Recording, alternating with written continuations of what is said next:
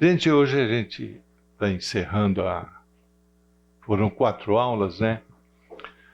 E hoje um tema que, para mim, é fundamental a gente ter esses conceitos, esses princípios, que é sobre as Escrituras, né? O que as Escrituras nos dizem em termos de santidade e santificação, né? Lá no capítulo 17 de João, versículo 17, Jesus diz o seguinte: santificai-vos na verdade, a minha palavra é a verdade, né? E tendo preparando esse estudo, é interessante, né? Cada vez que você volta, e esse estudo não... Algumas vezes a gente deu em koinonia, em escola bíblica, mas é impressionante como isso dá um chá de motivação, de inspiração, de esperança, de conforto, de consolo. Em contrapartida, tudo que nos rodeia nesse mundo, né? A gente é rodeado por nós mesmos, né? Tem alguém que disse que é o seguinte: quando a gente olha para a gente fica deprimido. Quando você olha para os outros, você fica angustiado. Mas quando você olha para Deus, aí há esperança, né? E é isso mesmo, né? Nós vivemos num mundo mal cheiroso, né? O mundo qual conhecemos, ele exala o quê? O que ele exala, né? Você abre internet, abre e-mail, é impressionante, né? Ontem até o meu filho, eu fui almoçar com ele citou uma frase lá, eu falei, bem pertinente. Ele falou assim: quando um filho é promovido, o único que se sente extremamente satisfeito e alegre é o pai dele ter sido melhor que o filho, que o pai, né? E é verdade, né? É tanto ciúme, é tanta inveja, é tanta hostilidade, né? Que acho que por isso que lá em Romanos fala para a gente chorar com os que choram, se alegrar com os que se alegram, né? É muito mais difícil se alegrar com os que se alegram, né? Se você trabalha numa empresa, de repente é o seguinte: o teu amigo é promovido, aí o burburinho ao redor assim, mas por que não eu? Ao invés de você se alegrar, não é verdade? Mas é isso que campeia no mundo, né? Mas ainda bem que Deus nos deixou um legado, que é a sua palavra, que é uma palavra de transformação, né? A Bíblia não é uma palavra para nos trazer informação, é para nos transformar, para nos tornar pessoas à imagem e semelhança de Jesus Cristo. São as palavras de Deus, é palavras que transformam. Mas quando? Como ela pode transformar? Quando a gente medita nela. A gente fala da palavra para a gente mesmo. Você pega um versículo, uma passagem, cruza com outras passagens. A melhor explicação das Escrituras são as próprias Escrituras. É impressionante.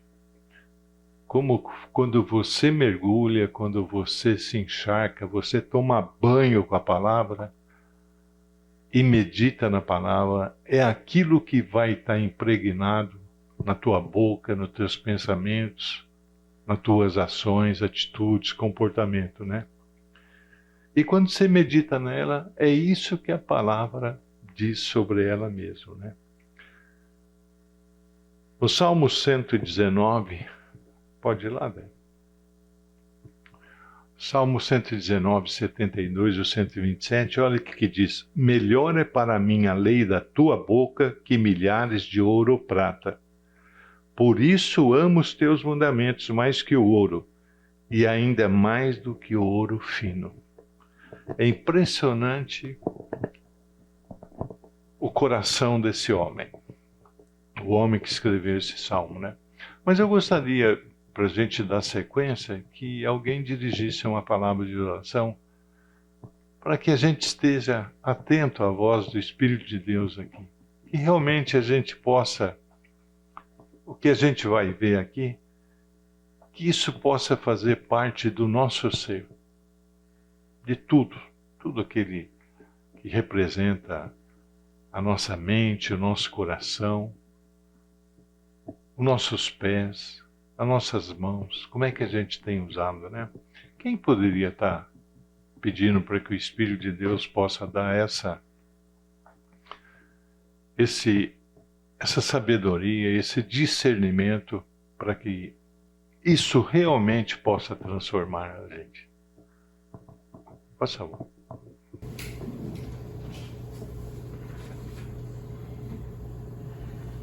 Querido Deus, Senhor Jesus, Criador do céu e da terra, estamos aqui, Senhor, reunidos, seus filhos, para aprender mais de Ti, Pai, para receber da Tua palavra, Senhor, e para sermos semelhança e imagem de Ti.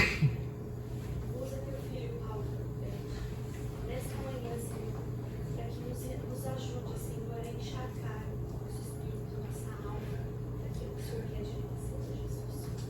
Nos ajude, Senhor. Espírito Santo de Deus, venha, Senhor, fique nessa sala, Senhor. Dê um novo coração para cada um de nós, Senhor Jesus, e nos perdoe, Senhor, pelas nossas mazelas também, Senhor Jesus. Sê com nós, Senhor, sê com cada um desta sala, Senhor. Nos encharque, nos ajude, nos dê discernimento, sabedoria, entendimento, mansidão, Senhor. Que seja mais de Ti e menos de nós, Senhor. É por isso que eu oro em nome de Jesus. Amém. Então a gente estava falando que a palavra de Deus não é para informar, mas para transformar, né? Por quê nos transforma? É uma palavra completa, é suficiente, é integral. Não existe nada que possa substituir a palavra de Deus, que possa nos dar os elementos para que a gente possa ter uma vida, e aquilo que Jesus fala, é a vida em abundância. Então a palavra de Deus, meus irmãos, escreve aí na tábua do seu coração. É o legado, aquilo que o salmista fala, é o legado perpétuo que Deus nos deixou para que a gente possa caminhar até o fim, pautado nessa palavra. A palavra de Deus não tem reedição. Quando a gente vê os grandes escritores do passado, vai lá buscar os livros que eles esqueceram. Precisaram ser reescritos, vieram outras interpretações, tudo. A palavra de Deus não tem isso. Ela é completa, integral, suficiente. Ela transmite algo que é capaz de tratar todas as questões da vida. O salmista no Salmo 119 diz o seguinte: a palavra de Deus é o meu prazer. Elas são os meus conselheiros. O melhor conselho que a gente pode ter na vida é da palavra de Deus. Ali você vai encontrar os tesouros, né? Olha Romanos 12, 2. E não vivam conforme os padrões deste mundo, mas deixe que Deus os transforme pela renovação da vossa mente. Para quê? Para que a gente experimente que a vontade de Deus é boa, agradável e perfeita. 2 Coríntios 3,18, olha lá. E todos vós, com o rosto descoberto, contemplando a glória do Senhor, somos transformados de glória em glória. Quando você olha a palavra, e a palavra fala tudo a respeito de Jesus, nós somos transformados de glória em glória, na própria imagem de Jesus Cristo, que é o Espírito. É o Espírito Santo que trabalha no nosso coração. Não é isso no capítulo 14, 15 e 16 de João, que Jesus disse que ele iria embora, mas ia deixar um consolador. E esse consolador era alguém que ia falar da verdade a respeito de Jesus, a respeito do que ele fez. É uma palavra que ilumina. Concorda que esse mundo é um labirinto? E quem é que estabelece a trilha apropriada para a gente andar? Como é que a gente vê o ímpio andar? Como é que você vê os debates, as discussões nesse mundo ímpio? Carece de sabedoria, de entendimento. Não, a palavra de Deus ilumina. A gente vive num mundo de trevas. Eu sempre me lembro de uma passagem em 2 Pedro 1,19. Nós vivemos num mundo cavernoso, tenebroso, e a única luz capaz de iluminar os nossos passos é a palavra de Deus. E se isso é tão importante assim, o quanto nós temos dedicado a essa palavra? Por exemplo, qual é o dia a dia nosso aqui? Você dorme, não dorme? Você levanta, toma café, vai trabalhar, almoça, janta. Sabe o que a Bíblia fala? Josué falava, o salmista Davi falava, medita nela de dia e de noite. Né? Outro aspecto importante, além de fornecer luz, determina uma rota a ser seguida. A palavra de Deus não é confusa. Você tem uma rota. Quando a gente compra qualquer coisa, um televisor, um ar-condicionado, o que vem junto? Manual do fabricante. Qual que é o nosso manual do fabricante? As Escrituras. Né? Olha lá o Salmo 119, 105.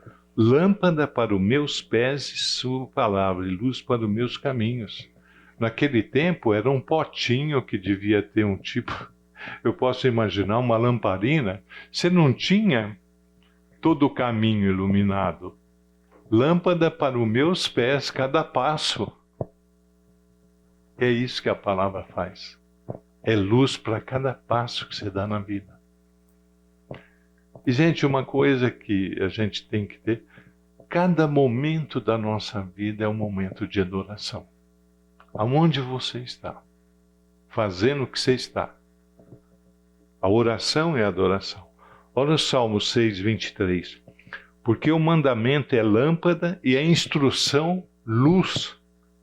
E as repreensões da disciplina são o caminho da vida. Às vezes a gente não gosta de ser repreendido, né? Quando alguém repreende nós. Mas é interessante. Busca lá em Provérbios a palavra repreensão e vê as palavras. Eu peguei uma só. Quando você é repreendido, os caminhos da disciplina, isso é como você recebesse honra.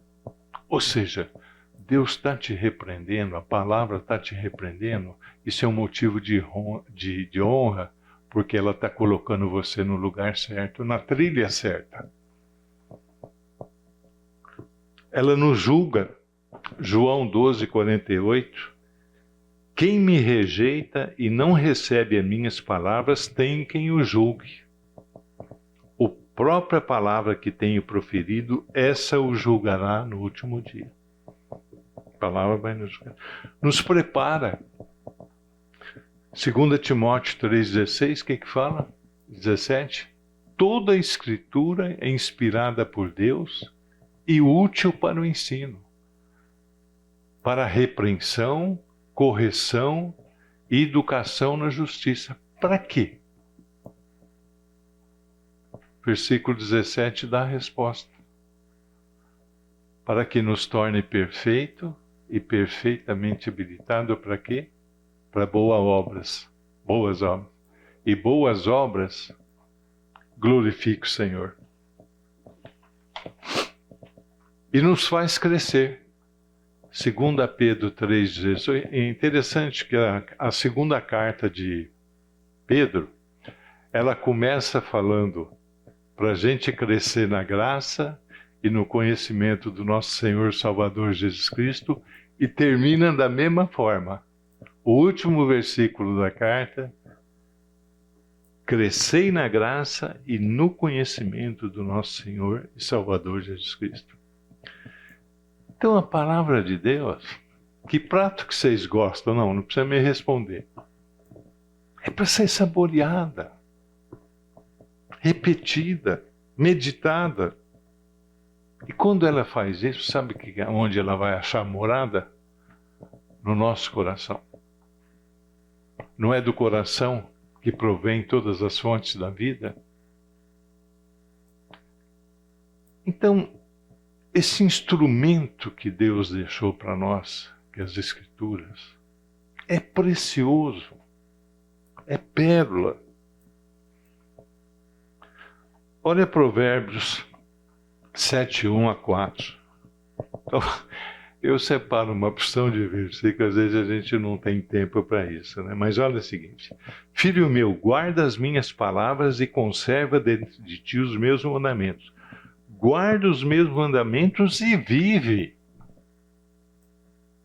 É que nem Amós fala várias vezes: buscai ao Senhor e vivei, e a minha lei como a menina dos teus olhos. Como é que a gente guarda a menina dos nossos olhos? Qualquer coisinha você fecha, não é? Uma coisa preciosa a visão. Guarda como se fosse a menina. Ata aos seus dedos, escreves na tábua do seu coração. Diz a sabedoria: você é minha parente. Você é minha irmã, meu irmão. Pelo menos é isso que a gente pensa, né? A gente trata bem um irmão, uma irmã. Trata ela como uma parente. O Deuteronômio 6:25. Será por justiça quando tivermos cuidado de cumprir todos esses mandamentos perante o Senhor nosso Deus. É a nossa justiça. Deuteronômio 30:20. Amando o Senhor teu Deus, dando ouvido à sua voz e se apegando a Ele. Deuteronômio 32:47. O livro de Deuteronômio, aquela geração que entra em Canaã, Moisés repetiu toda a lei para eles, em forma de cântico. E lá, quase no final do livro, no capítulo 32, ele diz o seguinte: porque essa palavra não é para vós outras coisa vã. Sabe o que ele fala aqui? É a sua vida. O Deus está dizendo para nós: olha, a palavra de Deus é a sua vida. Cumpra, obedeça. E ser bem-sucedido em fazer isso não é ser rico, é crescer na graça e no conhecimento de Deus e do nosso Senhor Jesus Cristo. Não é ter uma conta bancária mais gorda, nada disso. Ter o carro do ano, nada. A viagem dos sonhos, o melhor emprego. Não. É você estar crescendo na estatura do Senhor Jesus Cristo. Então a gente vai ver algumas passagens, por exemplo, a primeira meditação na palavra de Deus. Olha o que diz lá, quando Josué pegou o bastão de Moisés, depois que eles entraram em Canaã. Olha lá. Não cesse de falar desse livro da lei. Opa! Não pare. É dia a dia. Não tem descanso. Eu sempre falo aqui, não tem férias. Ah, não, olha, esse mês eu tive férias na empresa, então é um mês de férias da Bíblia. Não existe isso. Olha aí que... Pelo contrário, medite nela de dia e de noite para que você tenha o cuidado de fazer tudo o que nela está escrito. Então você prosperará e será bem-sucedido. O que é esse prosperar? Prosperar e ser bem-sucedido. É isso que eu acabei de falar. Não é a teologia da prosperidade que muitos falam. Olha, eu entrei aqui, eu não tinha nada, abri um negócio e fiquei rico, bem-sucedido, eu estava quebrado. Não. Teologia da prosperidade é crescer na estatura de Jesus Cristo, né? E onde achar a palavra de Deus? Na nossa boca e nosso coração. O que diz Moisés? caso nosso aqui, né? Que já era lá que eles não tinham Bíblia. Porque esse mandamento que hoje eles ordenam não é demasiadamente difícil, nem está longe de vocês. Olha o que ele fala. Não está no céu para que você tenha que dizer quem que vai subir. Não está do outro lado do mar para que vocês tenham que dizer quem irá atravessar. Olha o versículo 14. Pois essas palavras estão bem perto de vocês, na sua boca e no seu coração, para que vocês cumpram. Que privilégio que nós temos. Naquela época, naquelas gerações, até muito tempo, como é que eles tinham as escrituras? Como a gente tem hoje? Hoje a gente tem a facilidade de ter vários tipos de Bíblia, no sentido de interpretações assim. Por exemplo, tem uma do Eugene Peterson, é Mensagem, a Linguagem de Hoje, NVI, Revista Atualizada. É uma opção. Está aqui, e nós temos essa liberdade. Né? Quantas vezes eu ouvi testemunho em países, assim, na época da cortina de ferro, que às vezes a oportunidade de se pregar o Evangelho era em enterro e aniversário. E às vezes alguém que ia lá, o que fazia? Pegava a Bíblia e distribuía folha por folha. Eu me lembro quando caiu lembra da perestroika?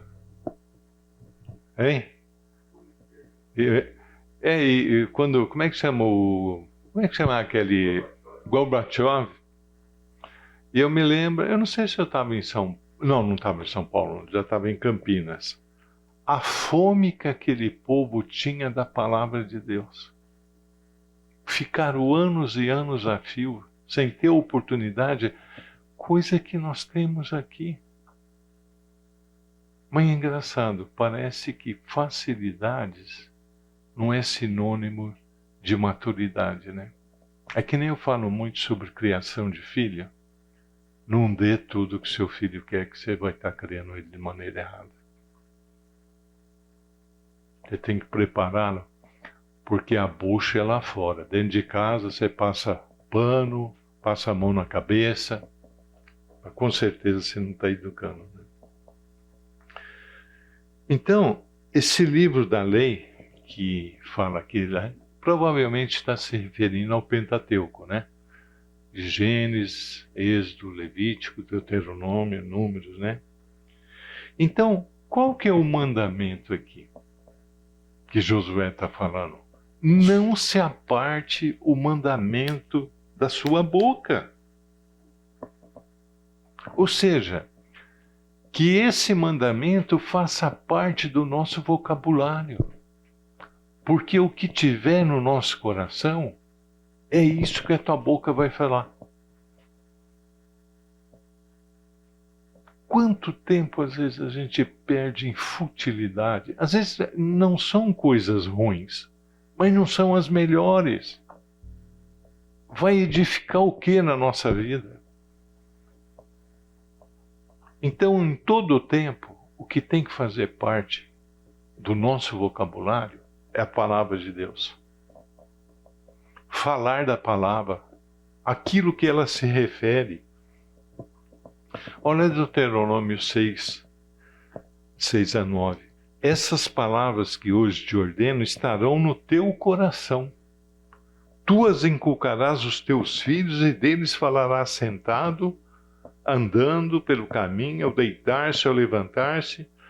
Atarás como sinal na tua mão, te será um frontal entre os olhos e escreverá nos umbrais da tua casa e das tuas portas. Essa é a recomendação de Deus, através de Moisés. Opa! Esse texto aqui é muito interessante, né? Quando ele fala que aqui com os filhos, né? Atarás como sinal na tua mão, te serás por frontal entre os olhos. O frontal entre os olhos é a testa. Né? É interessante que é exatamente a marca da besta, né? Vai ser na mão e na testa. E as pessoas ficam muito preocupadas com a marca física. Mas a referência ali é: ou ocupamos a nossa mente e o nosso estilo de vida com a palavra de Deus, ou o anticristo vai ocupar com a mentira. Nós temos que decidir. Porque é exatamente nos mesmos lugares. Sim. O lugar vai estar marcado. E é impressionante que tudo começa na mente, né? É o que a gente acabou de ler, que Paulo fala em Romanos 12:2, né? A gente até comentou, acho que na aula passada, o seguinte, né? Nós somos chamados quadradinhos pelo mundo, né? Mas se existe um povo que tem que colocar a mente para funcionar, é o povo de Deus.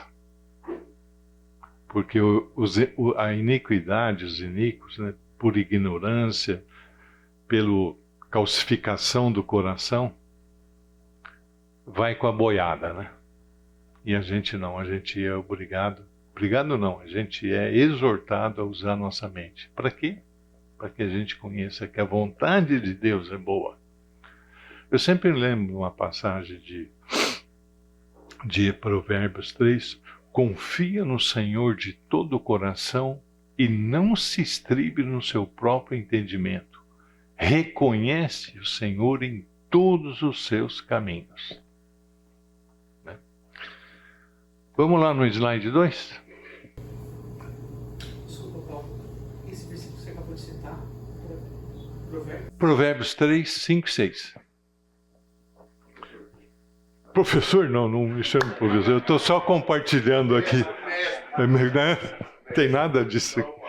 Só uma colocação, a questão da santidade ela tem a ver com a escrita, porque, pelo que eu estou entendendo aí, a escrita de Deus, quando Deus se manifestou a Moisés, Deus colocou os 10 mandamentos escritos por ele e tal.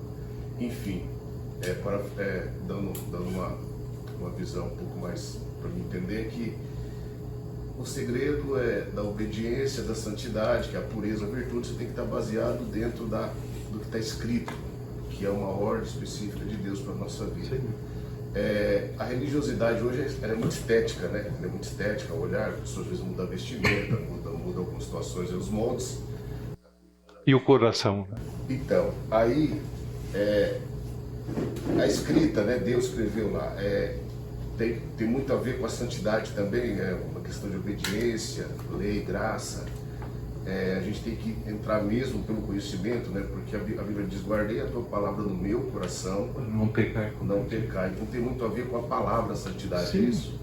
É o que eu acabei, logo no comecinho eu falei, no capítulo 17 de João, naquela oração sacerdotal de Jesus, o que Jesus diz lá no versículo 17?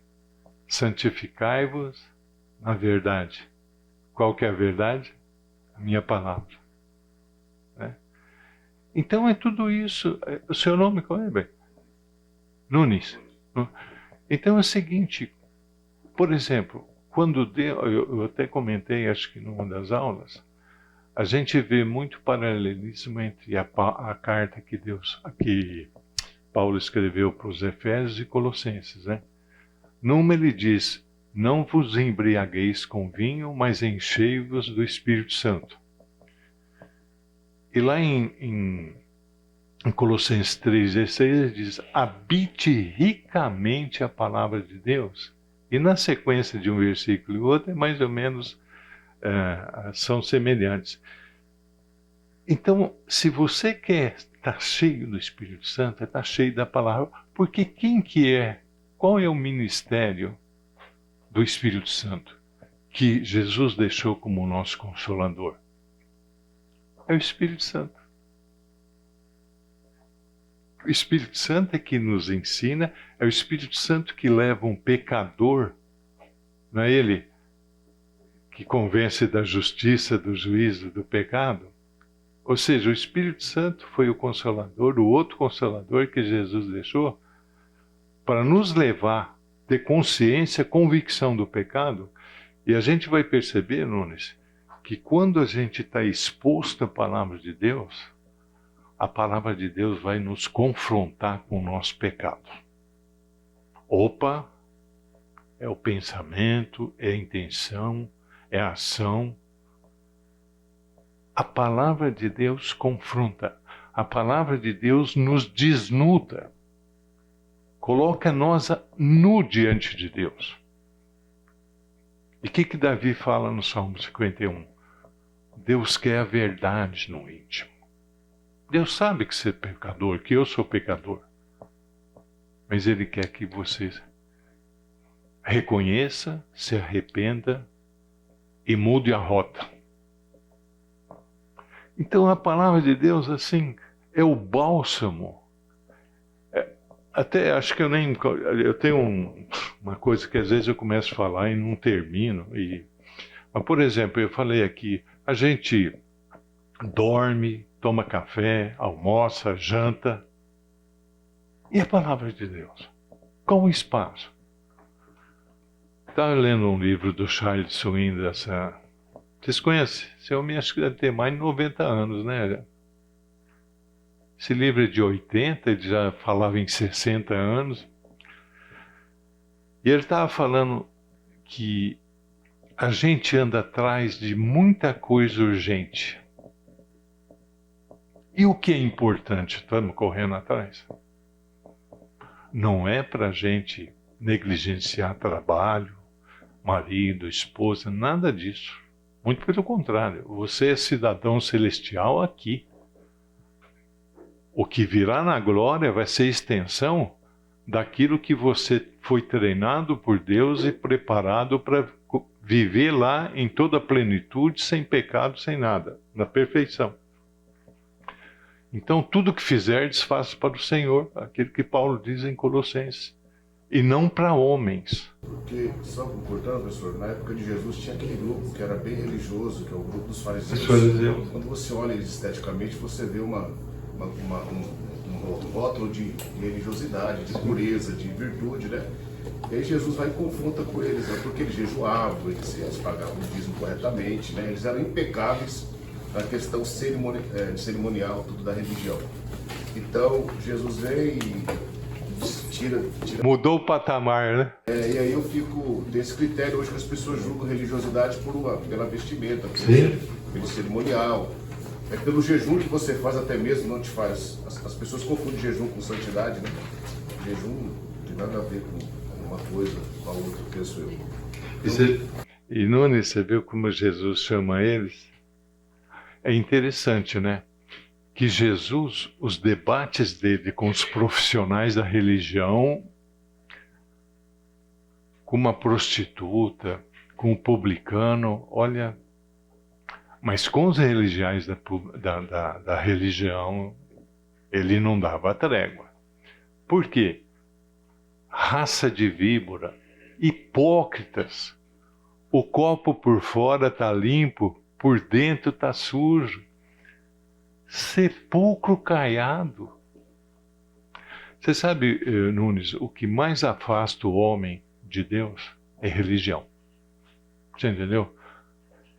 Eu já ouvi vizinhos meus até que já partiram. Eu não mudo de religião. Tradição. Acho que é no capítulo 7 de Marcos, que nesse embate com os fariseus, Jesus diz o seguinte: vocês estão afetos à sua tradição e à tradição de Deus. Você entendeu? Então, Jesus, com profissionais da religião, e o exemplo era dos fariseus, ele não dava trégua. Você entendeu? Então, gente, como é que pode ocorrer isso na nossa vida, da gente estar meditando de dia e de noite, para que isso faça parte do nosso estilo de vida, do nosso vocabulário, do nosso viver, né? É quando a gente medita de dia e de noite na palavra de Deus. Por isso que eu falei, a gente almoça, janta, toma café, dorme, vai trabalhar. É um estilo de vida. E o estilo de vida com Deus, que é o guarda-chuva maior da nossa vida. Então é um princípio simples. Se a gente saturar a nossa mente, pensamentos com a palavra de Deus, é isso que vai fazer parte das nossas palavras, do nosso vocabulário. E o contrário. Se a gente saturar nossas mentes com as futilidades que anda por aí com outras coisas, é isso que vai fazer parte da nossa conversação também. Ou seja, nós estamos meditando no quê? Provérbios 23:7 diz o seguinte: porque como imagina em sua alma, assim ele é. Mateus 12:34, raça de víboras, como podes falar coisas boas se sendo maus? Porque a boca fala do que o coração está cheio. Muitas vezes a gente cai. Ah, não foi isso que eu quis dizer. Mas, de vez em quando a gente fala isso, era assim, era o que estava no seu coração. Você falou porque estava lá. Então, quando o coração nosso está cheio da palavra de Deus, é isso que vai sair da nossa boca. É isso que vai fazer parte do nosso estilo de vida. Mateus 15:17 diz: não compreendeis que tudo que entra pela boca desce para o ventre e depois é lançado em lugar escuso. Lembra os fariseus? Ele não lava a mão para comer, né? Mas o que sai da boca vem do coração, e é isso que contamina o homem. Porque do coração procedem maus desígnios, homicídios, adultérios, prostituição, furtos, falsos testemunhos e blasfêmias. E antes que isso possa ocorrer, temos que encher o quê? O nosso coração da palavra de Deus. Quando a gente medita um versículo, por exemplo, às vezes a gente acha que de repente, eu li meu salmo e sai correndo. É preferível você ler um versículo e você, já viram, eu que nasci em fazenda, vocês já viram um boi ruminar ou não? Já viram um boi ruminar? Ele fica lá com o capim na boca e fica, parece que fica babando, né? É mais ou menos essa analogia. É ruminar a palavra de Deus num sentido que você fica se alimentando ali, você entendeu? Então, ao lermos um versículo, uma passagem, você checa com outra, isso começa a encher o teu coração. Isso começa a nutrir o seu coração, a tua mente. Então, aquilo que eu falei, às vezes, necessariamente, não estamos nutrindo com coisas ruins. Mas não são as melhores. Não vai edificar. Eu sei que hoje a gente tem muito recurso, por exemplo, a Bíblia no celular, né, no computador, mas eu particularmente eu gosto da Bíblia no papel ainda. O papel dá para você rabiscar, para escrever. Eu tenho mania assim de, quando às vezes eu estou lendo, eu falo, puxa vida, isso aqui eu não posso esquecer. Aí eu escrevo lá em cima. Eu sei que às vezes o rodapé não é muito grande, aí às vezes eu repito o versículo que eu li, eu coloco lá em cima, olha, provérbios, tal, e escrevo uma ou duas palavras, para a hora que eu abrir a Bíblia, eu falo, não, opa, eu sei. Então você tem que procurar aquilo que é melhor para você. Eu, por exemplo, para mim é isso, entendeu? Eu, quando às vezes leio livros e costumo ler de autores bons, tal, eu sempre fico com a Bíblia do lado. Aí o cara cita uma, duas, três referências e eu vou lá, opa, será? Então é o seguinte, é estar checando, né? Muito diferente, por exemplo, se assiste um filme, né? É um rápido olá, sabe? Logo se retira, uma experiência fugaz. Não, Deus nos deu um livro. E isso está fixado permanentemente, né? Então eu gosto muito do livro de papel ainda, né? E a melhor explicação das Escrituras é a própria Escritura. É você estar meditando. E você está procurando, buscando. Levou uns livros. Eu confesso para vocês que, lendo alguns autores que eram pessoas assim apaixonadas pela palavra de Deus, isso me ajudou muito a entender muitas coisas. Até hoje. Eu tenho muitos comentários em casa, livros também, e isso ajuda muito. E claro, isso tem que estar em consonância com as Escrituras. Dante, diz que eu não sei se é, diz que o Spurgeon, os puritanos foram a grande base assim, que ele fala muito do João Bunyan, né? Vocês já ouviram falar de João Bunyan, né? João Bunyan foi que escreveu o segundo livro acho que mais vendeu no mundo, que é o Peregrino. Ele falava que o João Bunyan era biblíneo. Aonde você furasse o João Bunyan, saía a palavra de Deus. E esse homem ficou 12 anos na cadeia. Escreveu aproximadamente 50 livros. Por que Deus deixou esse homem preso 12 anos? Porque falaram para ele, olha, se você não pregar a palavra, você está fora. Pô, mas já terminou?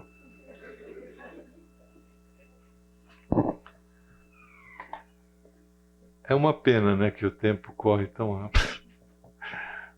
Vamos fazer que nem Deus fez lá com Josué quando estava lutando, né? Para dar mais tempo. Mas só para encerrar essa parte, então o Spurgeon diz que lia um livro por dia. Meu Deus, o homem tinha 17, 18 anos, já era pastor. E as circunstâncias que ele se converteu foi assim, olha como Deus, né? Vocês sabem como ele se converteu, não? Spurgeon? Acho que ele tinha 16, 17 anos. Um dia, acho que de chuva, de mau tempo, parou lá numa igrejinha e aquele dia nem o pastor estava. Foi um de nós aqui que não era teólogo, nada. E acho que ele usou Isaías 45, 22. Diz que ele olhou para o cara, aí foi que ele se converteu. Diz que o irmão que estava pregando lá, falando da palavra, olha para mim! Como Jesus dizendo, olha para mim e seja salvo, né? E foi quando ele se converteu, né? Então ele considerava João Bunyan assim e falou, olha, aonde você furasse João Bunyan, saía a Bíblia. Né? Às vezes eu vejo história, como é bom ler biografia de homens santos do passado. Vocês não queiram como... Às vezes a gente até fala assim, será que eu sou crente?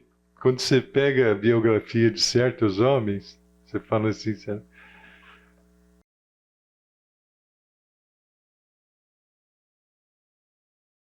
O Salmo 1, 2 diz o seguinte, antes o seu prazer está na lei do Senhor e na sua lei medita dia e noite.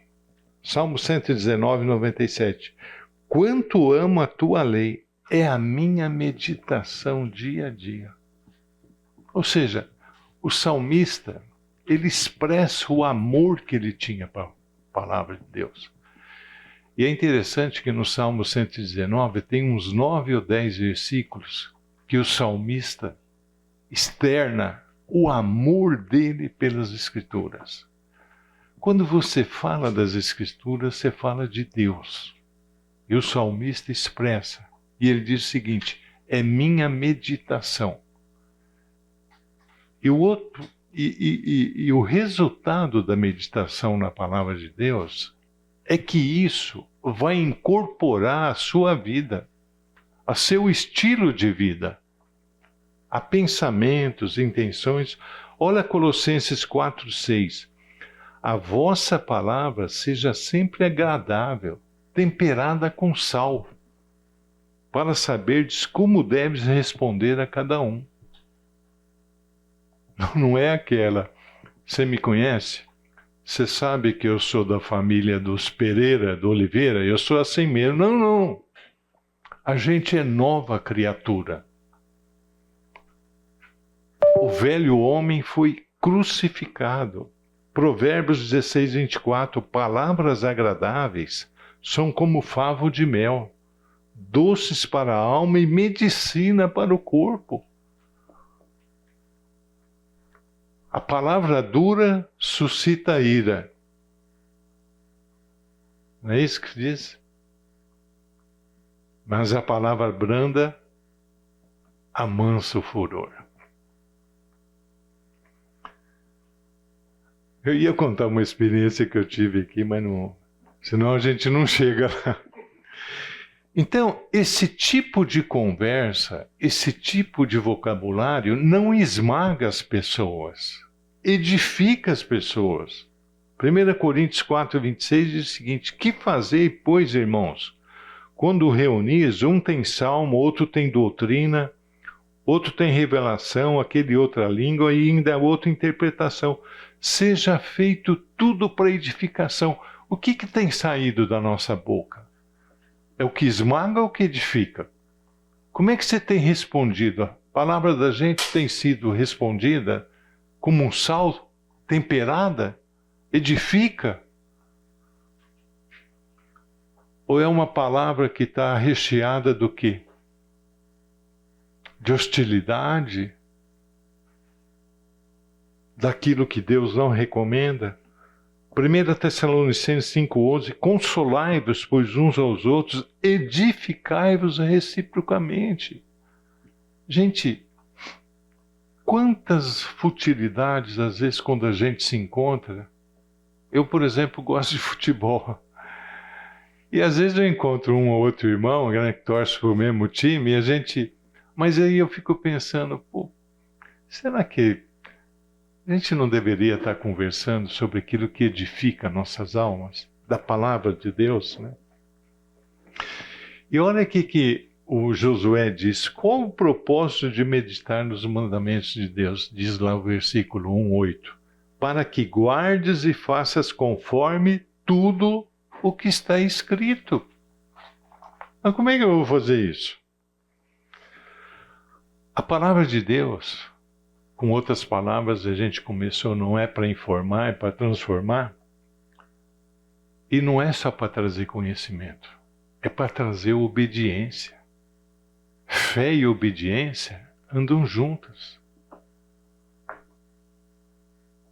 Como é que a gente externa o nosso amor a Jesus? O que ele diz lá em João 14, 21, 23? Quem tem os meus mandamentos e os guarda, esse é o que me ama. Então, a meditação na palavra de Deus, ela vai trazer, vai produzir o quê? Uma mudança de atitude, de comportamento. Por quê? Porque o nosso coração vai estar saturado, encharcado pela palavra de Deus. O processo é: a gente compreende, crê que aquilo é saudável, salutar, é obediência. E qual é o outro passo? Aplica, executa. Lembra que Jesus falou no finalzinho do Sermão da Montanha, no capítulo 7? Os dois fundamentos. Quem edificou a sua casa na rocha e quem edificou a sua casa na areia. Quem tem meus mandamentos e os guarda. No capítulo 8 de Lucas, quando chegou, olha que privilégio, gente. Quando os pais e a mãe de Jesus e os irmãos chegaram para ele, avisando: Senhor, a tua mãe e teus irmãos estão aí. O que ele respondeu? Lá no versículo 21 de Lucas 8. Aquele que faz a minha vontade é minha mãe e meu irmão. Ou seja, quando a gente obedece a Jesus, quando a gente faz a vontade do Senhor, Ele nos chama de mãe de irmão. Que privilégio, né? E lá no capítulo 11 de Lucas, uma mulher que falou, nossa, bem-aventurada mulher que te amamentou, né? O que Jesus responde? Antes aqueles que ouvem a minha palavra e guardam, né? Então, gente, olha o versículo, Salmo 19, 14. As palavras dos meus lábios e o meditar do meu coração sejam agradáveis à tua presença, Senhor, rocha minha, redentor meu. O que Davi está pedindo, né? Vamos no... Por quê? Ó Senhor, governa e guarda a meditação do meu coração. É o Senhor que me dá as diretrizes. É teu Santo Espírito que me ensina, me orienta, me dá discernimento, que inclina o meu coração à meditação. Por quê?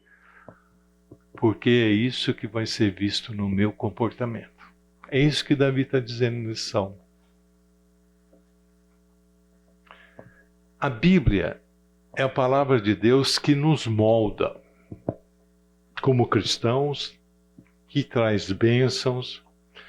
Mas quando a gente medita na palavra, o nosso falar, a nossa visão, o nosso viver, o nosso caminho vai ser próspero.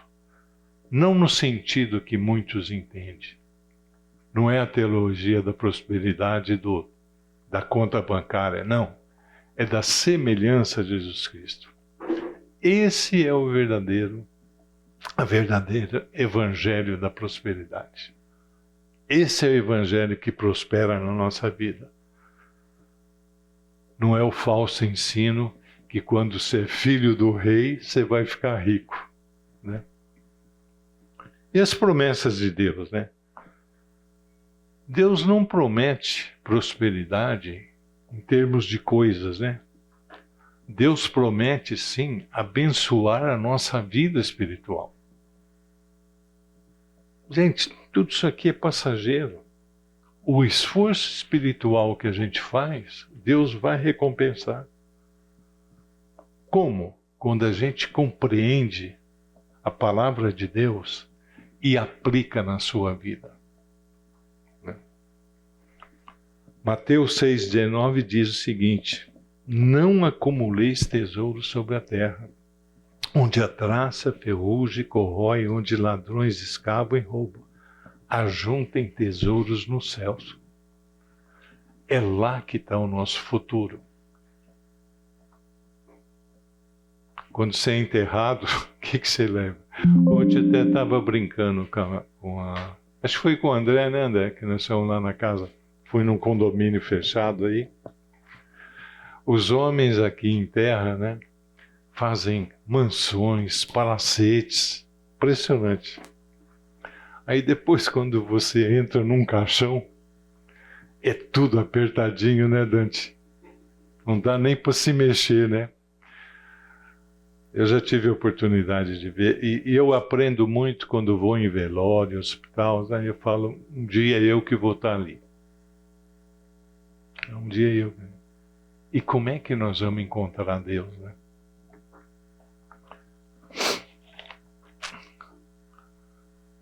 Deleitar-se na palavra. O Salmo 1 diz: bem-aventurado o homem que não anda no conselho dos ímpios, não se detém no caminho dos pecadores e nem se assenta na roda dos escarnecedores. O que diz o versículo 2? Antes o seu prazer na lei do Senhor, e nela medita de dia e de noite.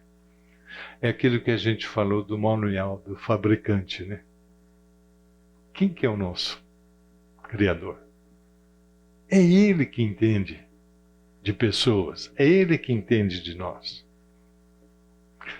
Se Deus não fizer parte da equação da nossa vida, a equação não vai se resolver. Não é isso que a gente aprendeu em matemática, não? E como ser abençoado, né? Um profundo contentamento da nossa vida espiritual debaixo das circunstâncias da vida. Quando Paulo estava preso, ali a carta de Filipenses, o tema é alegria. Você fala, mas como é que pode? Alegria debaixo daquela circunstância? Preso, 3 turnos de guarda, algemado. O maior missionário que já teve na terra, e está algemado ali, você pergunta, por que Deus deixou esse homem preso? E é interessante que a guarda pretoriana era a guarda nobre, eram pessoas nobres da casa de César. E Paulo teve a oportunidade de falar o evangelho para eles. Tanto é que na carta de Filipenses, quando ele termina, a saudação que ele faz, os da casa de César vos saúdam. Quantos jovens daqueles que eram pagãos ouviram o evangelho? Ou seja, ele estava preso, algemado, mas o evangelho não estava, né? Então a palavra de Deus nos deve o que fazer, o que a gente deve evitar, o que a gente tem que focar. Ser feliz, não andar. Pois não, pode falar. Não, pode falar. Eu falo, falando do Salmo 1, né, na última palavra, não se assenta na roda dos escarnecedores. Hoje a gente vive em sociedade, né? A gente convive com N pessoas, com N crenças. Concordo, falando por mim aqui, que às vezes quando estamos em rodas de pessoas que pensam diferente, agem diferente, certos comportamentos, no caso eu fico agredida, mas não exponho isso, óbvio, né? Porque a gente tem que respeitar as pessoas. Mas aí nesse versículo que fala, não se assenta na roda dos escarnecedores, é impossível a gente não se assentar, né, com essas pessoas diferentes, né? E temos que espelhar ali a imagem e semelhança de Cristo para que a gente possa trazer essas pessoas para a palavra de Deus, né? Então, como que você poderia trazer para mim, para nós aqui, isso no dia a dia? Porque é algo que é intrínseco, né? A gente vive. Acontece, né? E às vezes você não quer compartilhar, não quer ir em festa, não quer estar junto, não quer nada, porque você sabe que ali vai ter situações que de repente podem te levar ao pecado e você evita. Falando por mim. Então, mas ao mesmo tempo sinto triste, porque eu quero conviver com as pessoas, eu quero estar com elas. E isso me deixa triste. Então eu queria que você falasse disso, por favor. Eu vou te falar isso para você da minha experiência que eu tive com isso. Eu também trabalhei numa empresa, convivia com pagão, reuniões, e o constrangimento diante de algumas circunstâncias era total. O que eu procurei fazer nas circunstâncias? Primeiro, é isso que a gente tem que fazer. Nós não somos agente secreto de Deus. As pessoas têm que saber quem é você. Ah, não, olha, eu vou esconder que eu sou crente. Não, não. Eu nunca escondi. Eu vou te contar uma experiência que aquilo me deixou, que eu estava ali e tal.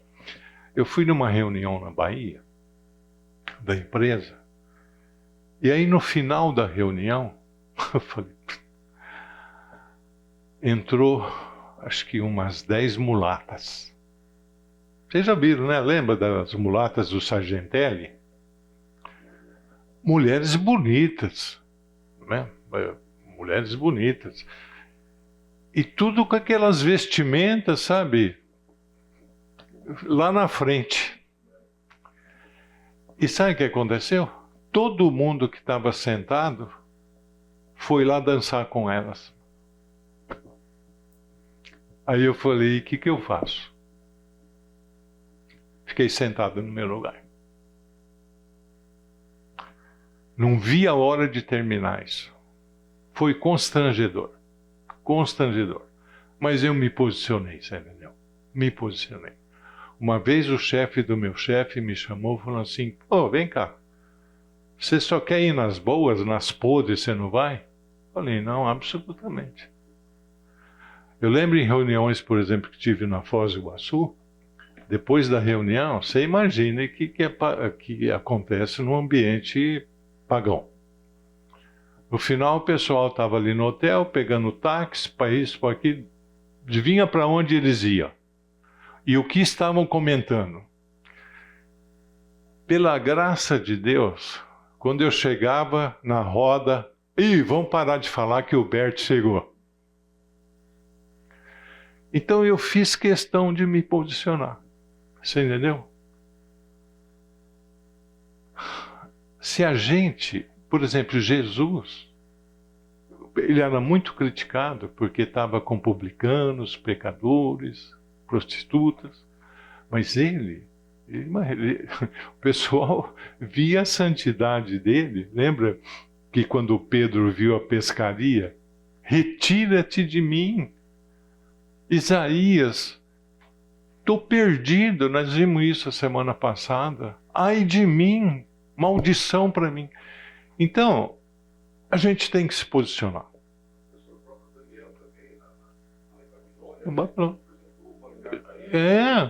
As comidas, né?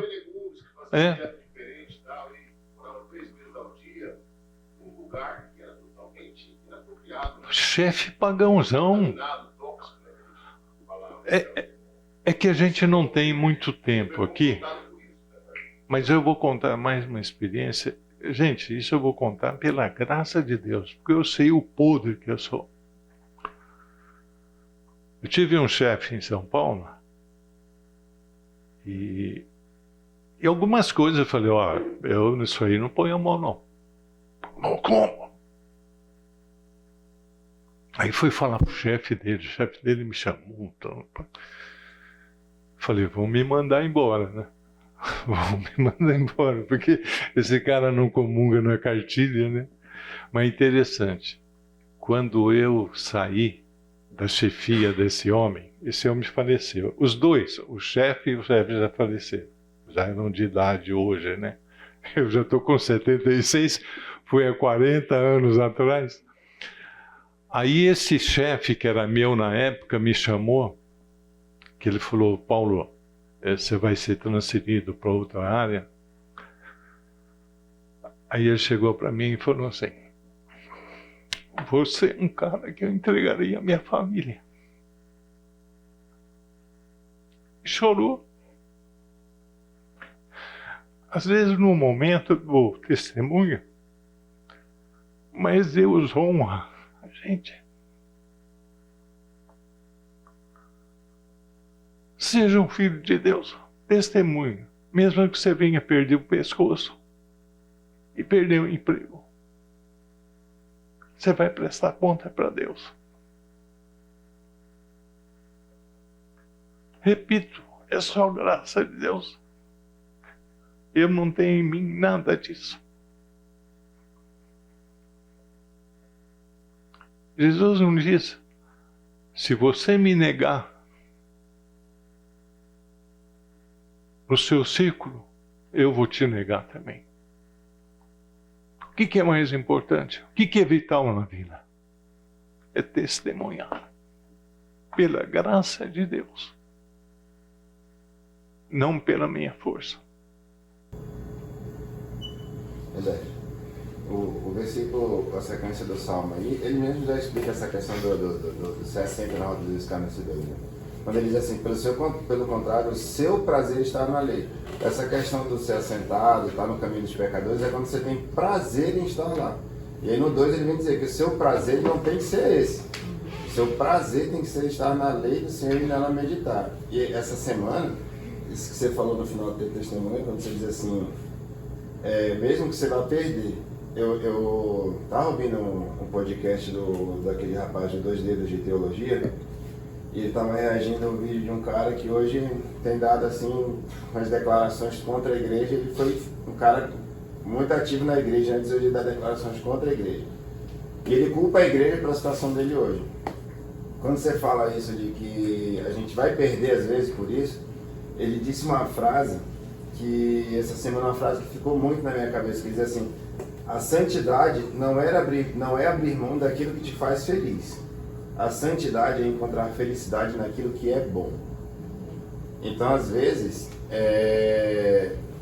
você tinha prazer em fazer certas coisas e que talvez você olhe e diga assim, poxa, mas eu preciso ser santo, então vou ter que deixar de fazer as coisas que eu gostava de fazer. Mas o seu pensamento tem que ser outro hoje em dia. Não é que você gostava de fazer, é que hoje você procura alegria naquilo que é bom, naquilo que Deus quer que você realmente faça e viva. Santidade não é pensar em saúde e felicidade. Santidade é ser semelhante a Jesus. Entendeu? Esse é o prazer. Então é o seguinte, para resumir, falta 10 minutos. É o seguinte, o que Davi está dizendo? Não ande, não se dê, ou seja, não ouça que esse pessoal fale que desprezam a Deus. Se assentar é o seguinte, de repente você se envolve tanto e que acaba tomando assento com eles. E isso pode acontecer. Cai fora. Se posicione. Às vezes a gente fala, Jesus teve. Sim, Jesus era perfeito.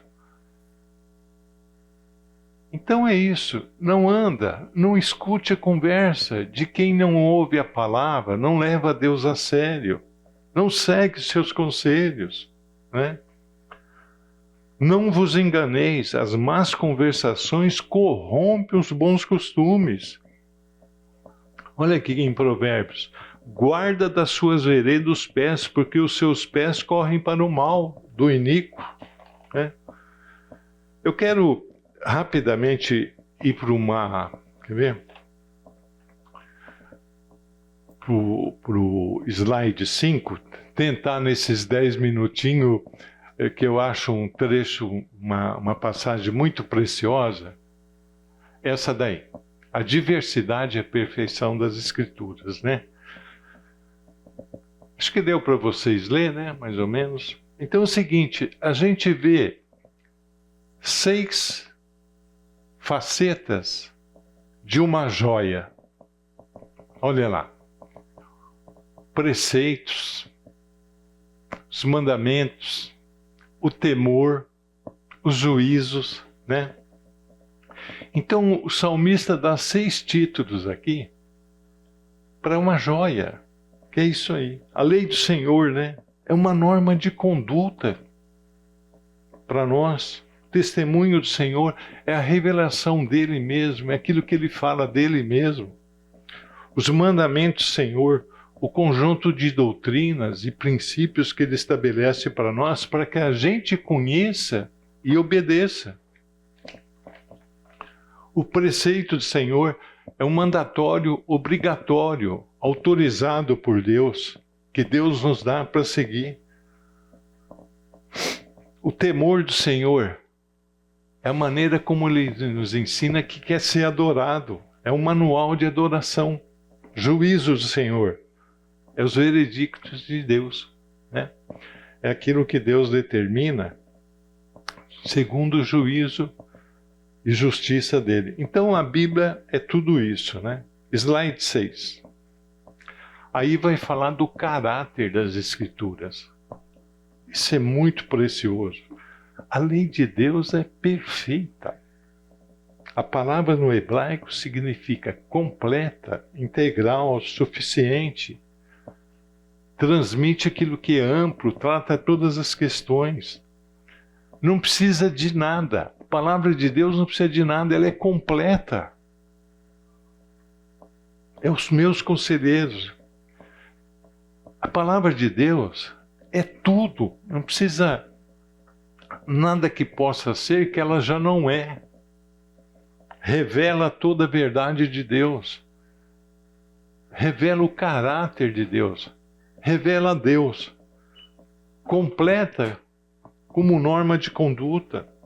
Absolutamente verdadeira. Né? Guia inerrante de conduta. Alcança com sabedoria as necessidades dos homens.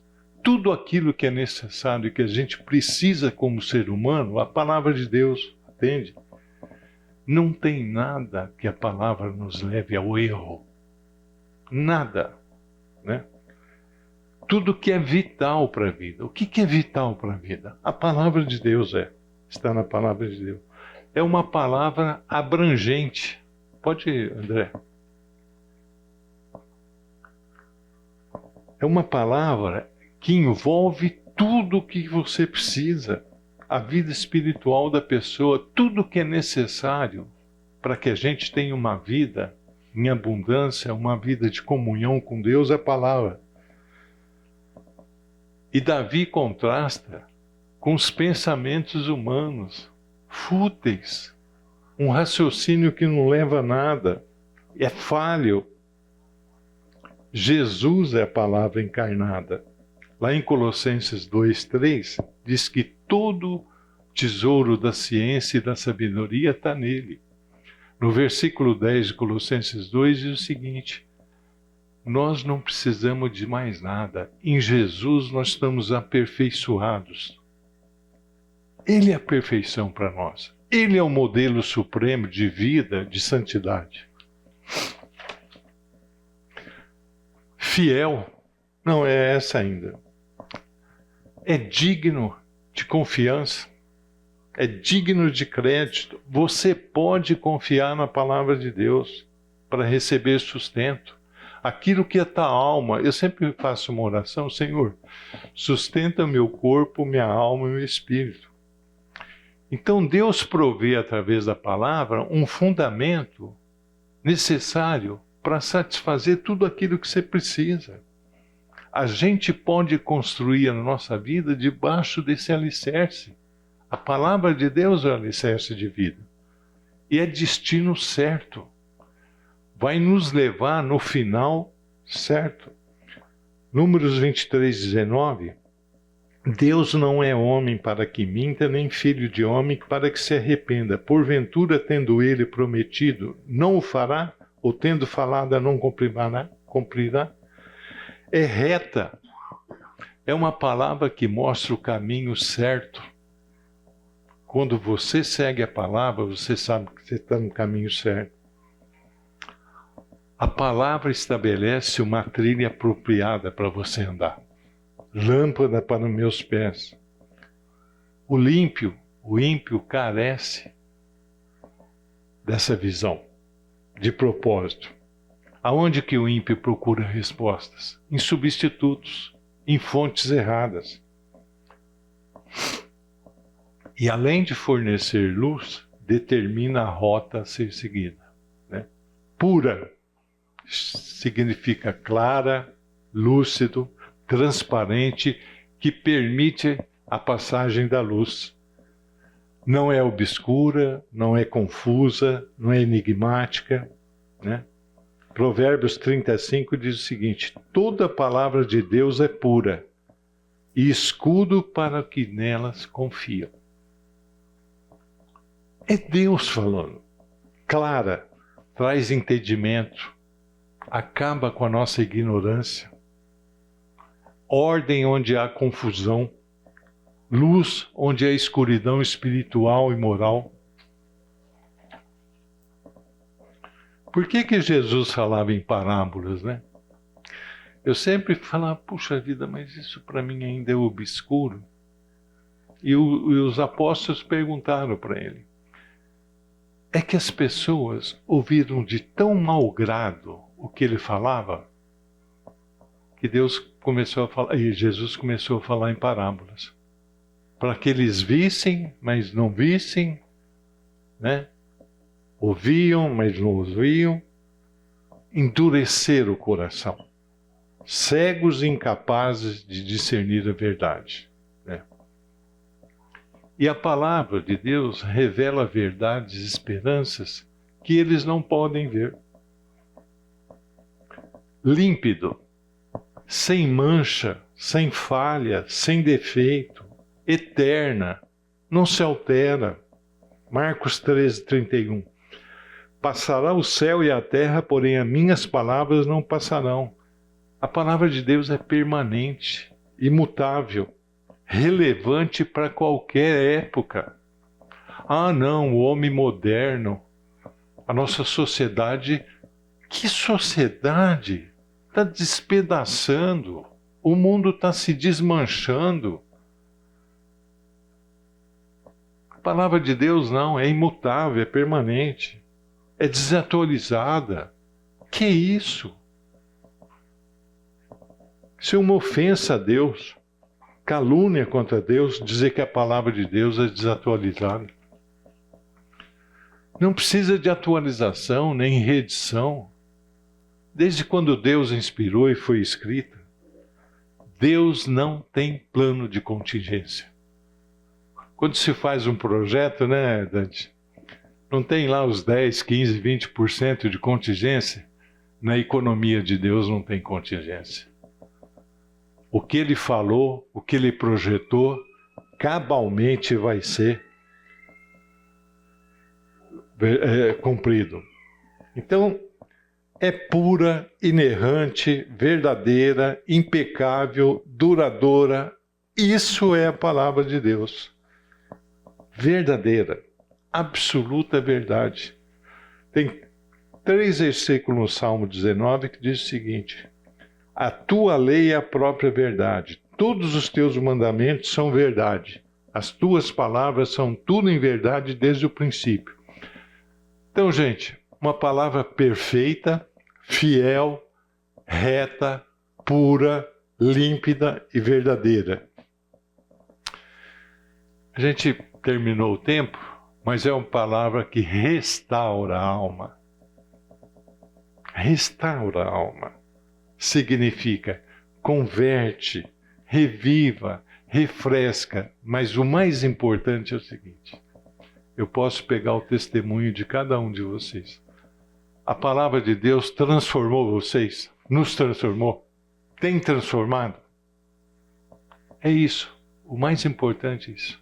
Além de reviver, converter, ela transforma.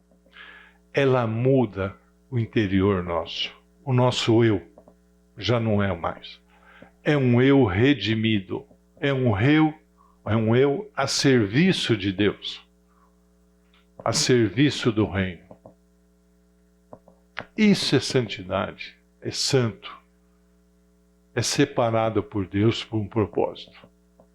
Todos nós somos separados por Deus por um propósito. O que eu estou fazendo aqui?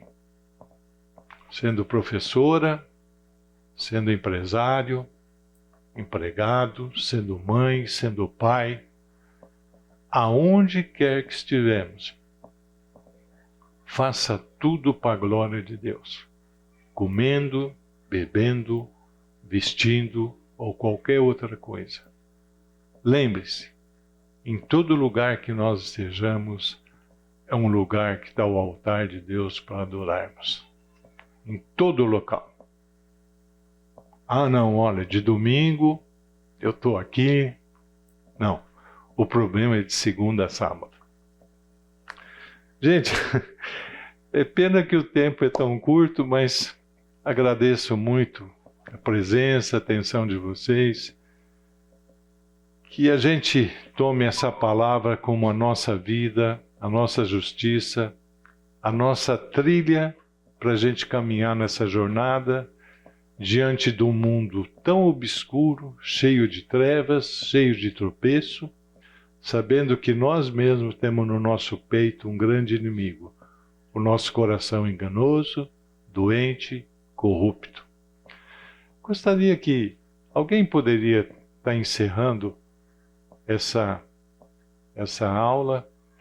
E lembre-se, tudo isso aqui que a gente comentou nesses 4 domingos, isso aqui é um aperitivo para que todos nós possamos buscar essa palavra de uma maneira que é dita na Bíblia, meditando de dia e de noite. Alguém poderia encerrar orando para nós? Senhor Deus e Pai, nós louvamos o Teu nome e agradecemos, Senhor Deus, mais essa oportunidade de estarmos na Tua casa para aprender e refletir sobre a Tua palavra. Nós pedimos, Senhor Deus, que não só a gente consiga fazer isso, mas também consigamos pôr em prática, Senhor Deus, e exercitarmos nossa fé incondicional a Ti, Senhor Deus, e as Tuas promessas. E nos ajuda, Senhor Deus, a andarmos no verdadeiro temor do Teu nome. fica conosco, Senhor, em nome de Jesus que nós oramos. Amém. Amém.